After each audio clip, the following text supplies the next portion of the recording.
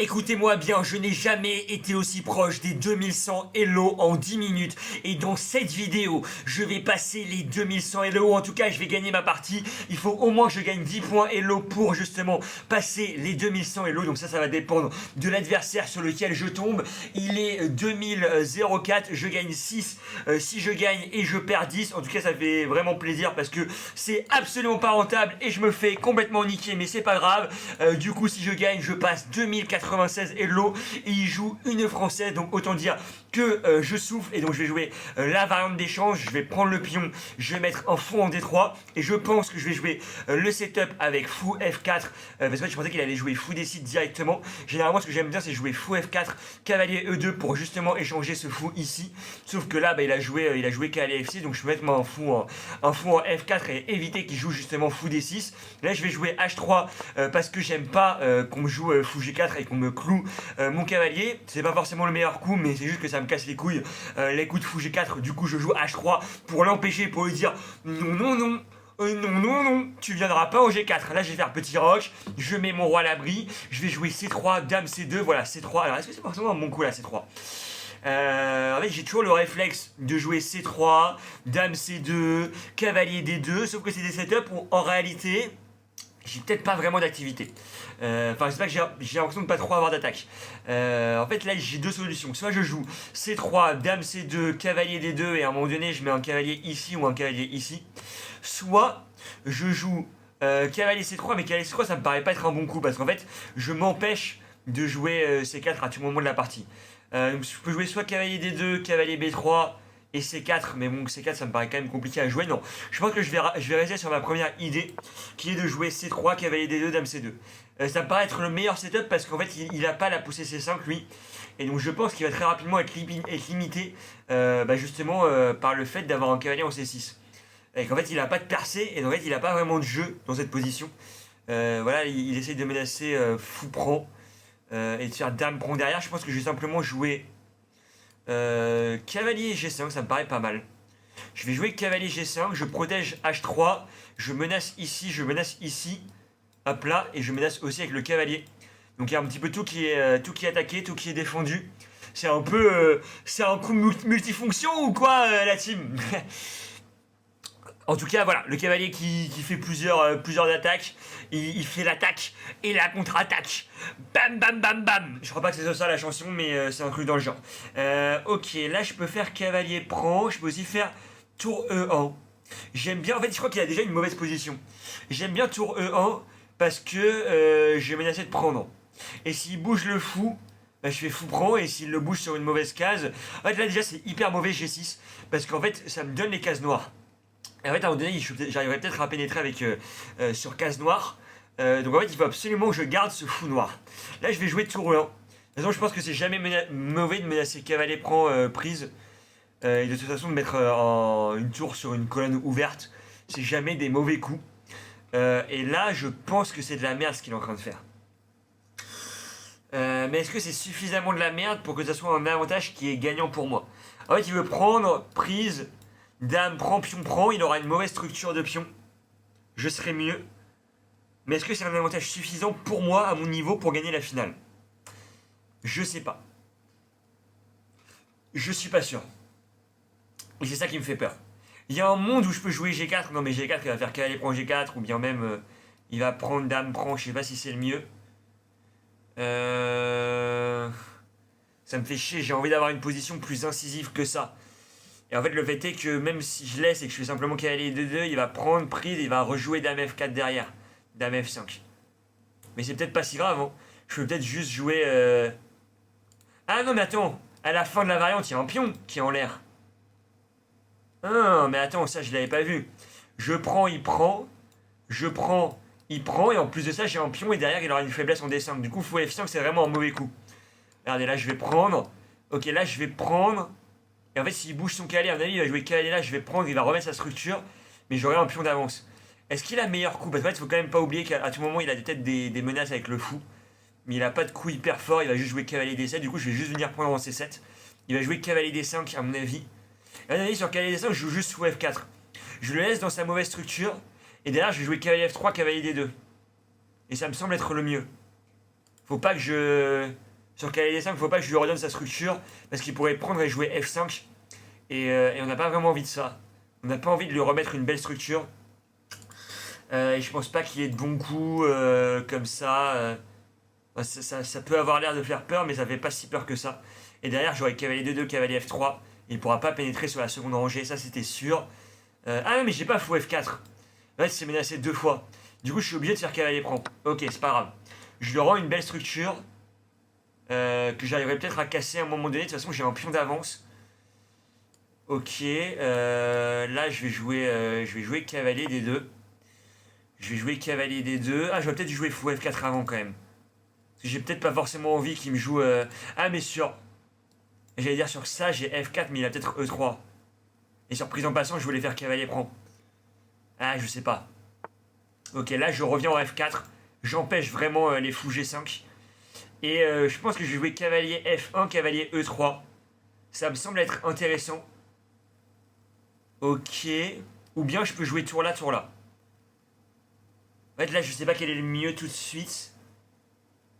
Mais c'est vrai que la case E3 pour le cavalier me paraît bien, mais en même temps, j'aimerais bien activer ma tour avant. Du coup, est-ce que c'est déconnant de faire ça, ça, suivi de cavalier là? Donc qu'à un moment donné, il aura peut-être fou H4, vite fait. Non, je pense que le mieux, c'est quand même cavalier F1, cavalier E3. Avec justement, j'ai même la menace de cavalier F5 et je menace cavalier prend D5 en même temps. Je pense que les deux sont intéressants. Ok, et là j'attaque les deux pions et là c'est un craquage. Parce que du coup je fais une fourchette. Il a complètement craqué. Et il va pas pouvoir défendre les deux pions. En fait il pourrait s'il avait cavalier E7. Mais il a un fou sur la case E7. Du coup là je suis juste complètement gagnant. Et au moins ça va être intéressant pour vous de voir à ce niveau là avec deux pions d'avance comment est-ce qu'on va réussir à concrétiser justement une position. Ah non il abandonne. Oh non il abandonne. Ah, j'allais vous dire, je vais vous faire un grand cours de comment est-ce qu'on concrétise une position. On n'a même pas eu le temps de la concrétiser. Mais là, regardez, zéro erreur, zéro gaffe, zéro coup manqué. Je pense honnêtement que la partie, sans trop m'avancer, est une masterclass de ma part, effectivement. 95% de précision. Carrément, je décale ma caméra. 2500 hello la partie. Non, c'est vraiment magnifique. J'ai pas vraiment fait d'erreur, j'ai juste fait des imprécisions. En même temps, il n'y a pas eu beaucoup de coups qui ont été joués dans la partie. On va tout de suite démarrer le bilan. Du coup, E4, E6, D4, je joue la ronde d'échange, qui en fait est une variante qui est égalisante, c'est-à-dire que ça va égaliser les forces en présente. Mais c'est quand même des parties où tu peux avoir du jeu, comme vous l'avez vu dans cette partie. Et j'ai quand même l'habitude de la jouer, mais c'est vrai que des fois, en variante d'échange, on peut avoir des positions égales contre des mecs qui sont largement moins bien classés. Et ça, on se trouve dans des positions qui sont un peu égales. Et on se trouve à faire match nul contre des mecs qui sont largement moins forts, mais bon, je vais pas m'étaler là-dessus. Fou D3, cavalier là, fou F4. En fait, cavalier F3 c'est mieux, mais en fait j'aime pas. J'aime pas laisser fou D6. En fait, parce que c'est un fou qui est hyper fort. Du coup là, si je peux jouer en F4, je joue en F4. Parce que comme je vous l'ai dit, en fait sur fou D6, j'aime bien jouer cavalier là, fou là, pour échanger les fous. Imaginons il joue fou là, je vais jouer ça, il va venir là, et hop, j'échange le bon fou. Parce que en fait, moi, mon bon fou, c'est le coup de case blanche. Lui, son bon fou, c'est le coup de fou de case noire. Du coup, j'aime bien échanger son bon fou contre ce qui va être justement un petit peu mon mauvais fou. En tout cas, ce que j'estime être mon mauvais fou. Du coup, il joue ça. Je prends directement la case justement ici. Je joue H3 parce que j'aime bien éviter que le fou vienne en G4. Il fait petit rock, je fais cavalier F3. Tour 8, il faut directement que je rock pour pas qu'il puisse avoir des idées, par exemple, de fou D6 qui me forcerait à revenir en E3. Petit roc cavalier là, C3. Je consolide mon pion. Comme je vous l'ai dit, fou E6, j'ai senti que c'était une imprécision. Je ramène madame au C2, je fais une batterie avec ma madame et mon fou. Comme vous l'avez vu, justement pour attaquer le pion H7. Et aussi pour amener un cavalier ici et derrière pouvoir lier mes deux tours. La tour en A1 et la tour en F1. Il joue dame C8, c'est juste complètement incompréhensible. Il veut peut-être essayer d'avoir des fous pour H3, mais directement je joue cavalier là. Alors quel est le meilleur coup de l'ordinateur? J'aimerais bien savoir dans cette position. Je pensais peut-être à roi H2, mais ok, l'ordinateur qui en a absolument rien à foutre, et je pense que le sacrifice marche pas. Hop là, et à mon avis, l'ordinateur il a pas vraiment peur, mais c'est vrai qu'il y a peut-être juste fou G3. Fou G3, est-ce que c'est un bon coup? Ok, non, c'est un mauvais coup. Fou prend C7, il prend juste le pion. Ok. Mais c'est vrai qu'en fait ça peut faire peur humainement. De se dire ok il y a un cavalier qui revient, il y a un fou et tout. En fait tu sais que... En fait je sais à ce moment-là que le sacrifice en H3 ne marche pas. Mais en fait tu te dis ah c'est des positions quand même dans lesquelles j'ai pas envie de rentrer. Du coup je me suis dit ok cavalier G5, j'attaque ça. Je protège ici en même temps. Et je joue G6. Je sais pas si vous vous rappelez mais à l'oral j'ai dit que c'était un mauvais coup. Mais en fait, l'ordinateur dit que c'est le meilleur coup possible. Comme quoi, c'est un petit peu étonnant. En fait, j'ai cette impression, moi, que justement G6, ça va affaiblir les cases noires. Et de toute façon, on l'a vu dans la partie, hein, les cases noires qui étaient quand même vachement affaiblies. Mais ici, le fait est que c'est c'est le meilleur coup pratique. Donc, je me suis trompé et j'ai eu une mauvaise analyse de ce coup. La tour 1, jamais mauvais quand vous savez pas trop quoi faire. Et puis même, en fait, la tour 1, ma grosse menace, imaginons si je joue rien, c'est juste de prendre ici, puis on prend. Et en fait, je pense qu'il a une mauvaise structure. Et j'ai peut-être même du fou prend G6, H prend G6, Dame prend G6. Alors je sais pas si ça marche, mais c'est là c'est match nul, c'est égal pour l'ordinateur. Mais on peut l'avoir, en tout cas en tant qu'idée. Et puis en fait, même là, hop là, il a un pion qui est hyper arriéré et sur lequel je vais pouvoir avoir des grosses menaces. Donc en fait, c'est pour ça que tour E1, ça menace explicitement de faire cavalier prend E6. Et c'est quand même une menace intéressante. Lui, il a joué fou F5. Et comme on l'a vu dans la partie, à cause de Dame prend, fou prend C7 qui gagne un pion, et ben je suis juste mieux dans la position. Là, il joue cavalier là, qui attaque du coup, comme je vous l'ai dit. Moi, à la base, je voulais jouer fou là. Mais en fait, c'est mauvais parce que c'est attaqué 2 fois. Et du coup, là, il ferait juste fou prend. Prise, et j'aurais une pièce de moins. Du coup, je m'en suis rendu compte. Et je me suis dit, merde, le fou F4, qui en fait je pense est un peu mieux que de prendre, bah, je peux pas le faire. Du coup, je vais juste faire cavalier prend.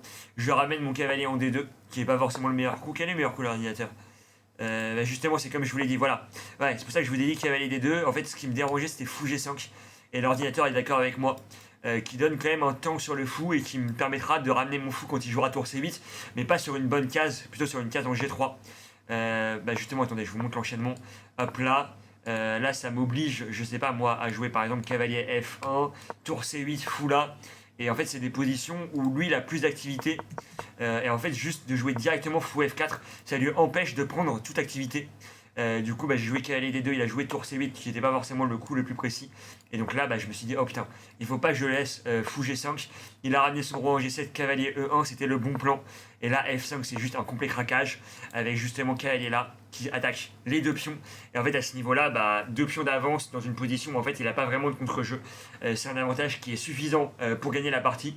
Et donc je pense que c'est une partie qui, regardez, on avait quand même une position de française qui était complètement égale. Et mine de rien, c'est que ça donne une partie qui est hyper intéressante, qui me permet de passer 2096 Elo. Et au prochain épisode, on jouera la partie qui me fera passer, quoi qu'il en coûte, quoi qu'il en advienne, la partie qui me fera soit passer à 2100 Elo, soit la partie qui me fera stagner à 2000. Donc voilà, n'hésitez pas à regarder la prochaine vidéo qui sera vraiment une partie hyper intéressante qui s'appellera Je passe 2100 Elo pour l'interrogation. En tout cas, j'espère que cette vidéo vous aura plu. N'hésitez pas à liker, à vous abonner. Je vous dis à la prochaine, je vous fais des gros bisous. Ciao, ciao!